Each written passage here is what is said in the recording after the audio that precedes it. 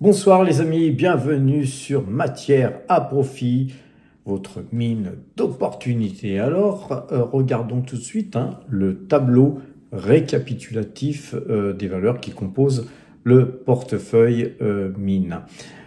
Le portefeuille mine au mois d'août aura donc 91 € de dividendes qui vont tomber et ces dividendes sont déjà inclus dans les espèces que vous voyez sur l'avant-dernière ligne, et ces espèces représentent d'ores et déjà 25,65% du total des allocations d'actifs. On avait un petit peu allégé, si vous me suivez sur le Discord, je donne tous les cours d'achat, des cours de vente, chaque fois que j'achète, chaque fois que je vends, sur le Discord en temps réel, les mouvements qu'il y a sur tous les portefeuilles que je gère, et notamment le portefeuille mine. Eh bien, ce portefeuille mine, il gagne 31,44% depuis le début de l'année. C'est 7 861 € qui sont donc engrangés depuis le 1er janvier 2025 sur un portefeuille qui avait donc démarré avec 25 000 €. Et donc, nous avons gagné 8 430 € les amis, sur ce portefeuille. Sur les valeurs qu'il y a qui composent ce portefeuille, nous avons Fortuna Mining, Serabi Gold qui est rentré il y a peu, nous avons Aya Gold Silver et Kinross Gold Corporation qui a publié d'excellents résultats là récemment, et on a aussi Pan American Silver et Mineros. Vous savez à quel point j'affectionne cette valeur. Alors revenons sur Kinross. Kinross a publié de solides résultats pour le deuxième trimestre, et elle a confirmé sa dynamique haussière. On va aller voir les graphiques d'ailleurs, avec une production qui s'est élevée à 512 574 onces équivalentes or, ce qui est très bien, avec un AISC de 1493 $. C'est vraiment des très très bons chiffres qu'elle a publiés. Et donc, allons voir les graphiques sur TradingView, et on va commencer par le Silver futur. Et vous voyez que là, on zoome un petit peu, vous voyez qu'on a un signal de vente qui avait eu lieu le 28 juillet, très très beau signal. En tout cas pour ceux qui ont allégé ou qui ont vendu, voilà, donc signal de vente, et la configuration n'est pas bonne les amis, je vous cache pas que cette configuration là, même avec la hausse qu'il y a eu vendredi, nous resterons prudents sur le silver, car vous voyez que cette bougie là, elle est à l'intérieur du corps de cette bougie rouge qui donc enveloppe la bougie précédente. C'est pas de super bon augure, c'est tout simplement une consolidation ou une prise de bénéfice des vendeurs qui n'ont pas voulu rester en position tout le week-end. Alors, regardons à présent l'or. Et par contre, l'or, elle est très résiliente. Vous voyez qu'on a eu une très très belle journée là, donc vendredi, avec quasiment une reprise en une séance d'une semaine de baisse en gros, hein. Alors on n'a pas encore un signal d'achat sur l'or, sur la moyenne 2 jours, 12 jours. Je vérifie que je suis bien en clôture. Et voilà, hein, en tout cas, on n'a pas de signal d'achat, mais ça pourrait être le cas lundi, hein, si l'or continuait légèrement même à progresser, on aurait un signal systématiquement. Alors, l'or est vraiment très résiliente et c'est d'ailleurs pourquoi l'argent n'a pas autant baissé que par exemple le cuivre, hein, parce que voilà, elle est considérée aussi comme une valeur de second rang en termes de métaux précieux.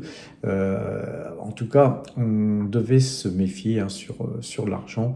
On aurait dû peut-être se méfier plus, car Laurent Morel nous avait bien alerté sur le fait que les gens qui shortaient l'argent, eh bien, ils avaient conservé leur pause. Et ces gens-là, ayant des moyens relativement bien plus supérieurs à la moyenne, eh bien, à un moment donné, ils ont jugé que les cours étaient inacceptables pour eux et ils ont shorté, hein, sur le silver papier. Et ils ont eu, bien sûr, raison, puisque c'est eux qui ont les plus gros fonds. À présent, allons voir les graphiques des différentes valeurs, hein, qui nous intéressent au niveau graphique. On a Cerabi qui est une nouvelle valeur, hein, que nous avons introduit dans le portefeuille. Eh bien, hein, on a un graphique plutôt baissier là actuellement sur le court terme, hein, bien que nous avons cependant une belle perspective de hausse, je pense, hein, dans les mois qui viennent. Voilà, on a eu une prise de bénéfices, hein, généralisée sur pratiquement tout le secteur minier. C'est donc bien normal qu'une mine comme Cerabi n'ait pas fait exception. Voilà, en tout cas, nous, on conserve notre position. Alors, sur IAMGOLD, toujours vendeur aussi, la moyenne 2 jours, 12 jours est toujours vendeuse. On conserve, hein, notre position aussi sur IAMGOLD. À Brass Silver, ça c'est une valeur qu'on a vendue. Donc à Brass Silver, toujours vendeuse, hein, la moyenne 2 jours, 12 jours a donc croisé à la vente. Eh bien, on essaiera, hein, de revenir sur ce titre à meilleur prix, mais voilà, pour l'instant, voilà, on préfère éviter la valeur qui a beaucoup monté. Rappelez-vous, hein, on avait interviewé le CFO d'Abra Silver à Paris, hein, qu'on avait invité avec Laurent Morel. On avait été impressionné par la qualité du management, impressionné par la qualité de cette minière. Mais voilà, on a préféré prendre des bénéfices car voilà, quand le marché est baissier, il faut pas oublier, les amis, encore une fois, faut pas oublier d'extraire de la performance, un petit peu comme dans le secteur minier. On extrait du métal pour le revendre. Eh bien nous, on extrait de la performance de nos mines ou des valeurs d'ailleurs qu'on peut avoir en portefeuille en général pour faire du cash, hein. C'est un petit peu nos métaux précieux à nous, ce cash qui pourra être investi, pourquoi pas dans les métaux précieux ou dans d'autres configurations haussières au moment opportun. Alors sur Aya Gold, eh bien là on est toujours baissier. Nous on n'a pas vendu Aya Gold. On aurait pu, hein, sur ce signal, extraire de la performance. Mais voilà, on ne fait pas toujours les choses parfaitement. On est là sur ce trend blanc, sur un support important. On va voir, hein, si ça tient.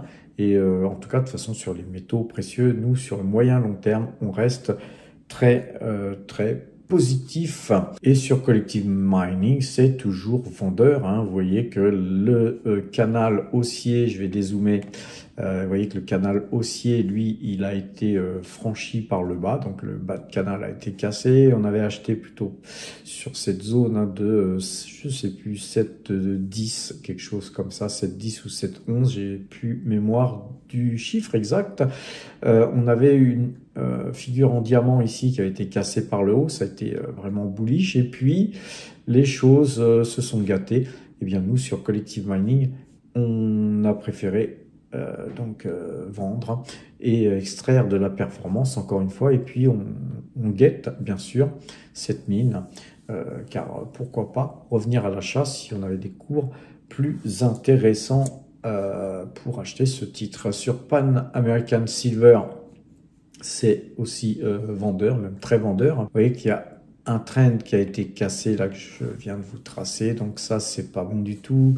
On a une figure plutôt baissière, hein, Pan American Silver, puis on évitera pour le moment. Sur Fortuna Mining, on est toujours dans ce canal haussier, mais croisement de moyenne 2 jours, 12 jours, comme vous pouvez le constater ici, c'est vendeur, ça pourrait casser les amis, hein. Donc on reste bien sûr prudent sur le secteur de l'argent, hein, surtout, hein. L'or est résiliente, encore une fois, je vous le rappelle. Sur Fresh Nilo, c'est pareil, hein, c'est toujours vendeur et on a cassé ce trend jaune. On va un petit peu zoomer. Et donc c'est plutôt baissier, hein, c'est moins qu'on puisse dire, et donc bien on évitera le titre aussi. Sur Avino, un titre qu'on avait bien acheté là aussi et puis bien vendu, et bien sur Avino Silvermine, on est toujours vendeur, mais vous voyez que cette configuration nous montre que nous avions ici un canal haussier, relativement même très haussier, on avait acheté ici, et puis on avait vendu, je sais plus où, mais on a extrait de la performance, hein, mais vous voyez que par rapport à nos cours d'achat ici, vous voyez que on avait fait 118% hein, de hausse. Donc nous, on n'a pas pris 118%, je crois qu'on a dû prendre 100%, quelque chose du genre, mais en tout cas, on a préservé nos gains, et Avino Silver, c'est vraiment une très très belle valeur sur laquelle on souhaite revenir, mais voilà. C'est toujours vendeur, hein, c'est passé vendeur, hein, sur les 5,12. Et à 5,12, les amis, il ne fallait pas louper la vente. Mais vous avez vu que derrière, eh bien, nous sommes à 4,45. C'est voilà, toujours important, encore une fois, d'extraire de la performance. Donc sur Avino Silver, on est content d'avoir extrait de la performance. Sur le portefeuille Power Trade, on a repris une petite ligne, l'histoire d'avoir le couteau dans la plaie. Maintenant, voilà, il est toujours important quand on reprend une petite ligne, de prendre une petite ligne microscopique par rapport à tous les gains qu'on a fait, de façon à avoir fait des actions gratuites en ligne par rapport à nos objectifs futur.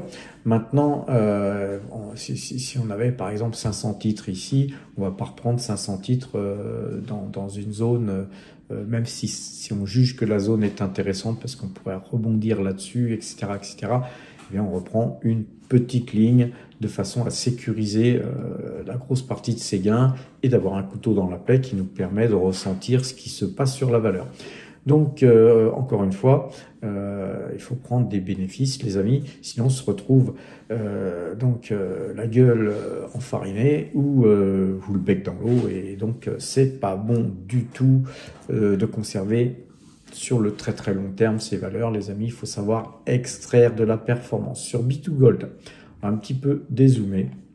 Et vous voyez que sur B2Gold, eh bien, moi j'ai retracé, hein, on a un triangle, on a un joli triangle là, hein.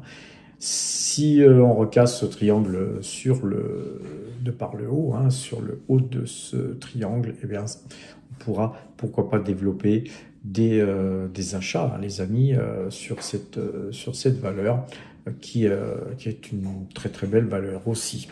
Sur Kinross, hein, on revient sur Kinross qui a tout explosé en termes de résultats. On va un petit peu zoomer. Et vous voyez que la Kinross, vous avez vu qu'elle avait, mais elle avait fait une belle série de hausses avec une cassure, hein, de ce plus haut ici. Ça s'est dégonflé. Et puis cependant, on a quand même monté. On a eu une progression vendredi avec des prises de bénéfices en fin de séance. Et donc, on a sur cette valeur des belles perspectives encore de hausse, à mon avis, hein, suivant les résultats qui ont été publiés. Alors Kinross a acheté pour 225 millions d'actions, hein, depuis avril. Et donc, elle continue à son programme de rachat d'actions. Et puis, Kinross a donc distribué environ 300 millions donc, aux actionnaires via des dividendes et rachats au total. Donc, c'est voilà, c'est une société qui est, somme toute, bien gérée. Sur Agnico Eagle Mines, alors c'est pareil, elle n'est pas en reste du tout. On voit que graphiquement, elle tient bien. Elle tient bien, je dirais, par rapport aux événements qui s'est passé, car les métaux précieux ont quand même été chahutés. Et voilà, une très très belle valeur. Encore une fois, c'est vraiment peut-être même la plus belle minière. En tout cas, c'est ma préférée, mais elle est vraiment très chère. Elle est trop chère pour moi. Je préfère attendre un retracement. Voilà, en tout cas, un retracement, je dirais plutôt sur un bas de canal pour pouvoir revenir dessus et pourquoi pas peut-être une cassure de ce canal haussier et puis revenir enfin à meilleur prix. Voilà, parce que Agnico Eagle Mines, c'est une valeur que j'ai beaucoup tradée, je l'ai tradée énormément de fois avec Barrick Gold, qui sont les deux valeurs que j'ai plutôt préférence à trader, mais voilà. Aujourd'hui, on est plutôt sur des minières juniors, car vous voyez que ce genre de titres-là sont hors de prix en fait par rapport à la réalité des choses, bien que Agnico Eagle Mines a versé un dividende trimestriel de 0,40 cents par action, et puis qu'elle a aussi, elle a racheté 836 millions et quelques d'actions, les amis, et donc en programme de rachat d'actions, c'est pareil, c'est un titre extrêmement bien géré.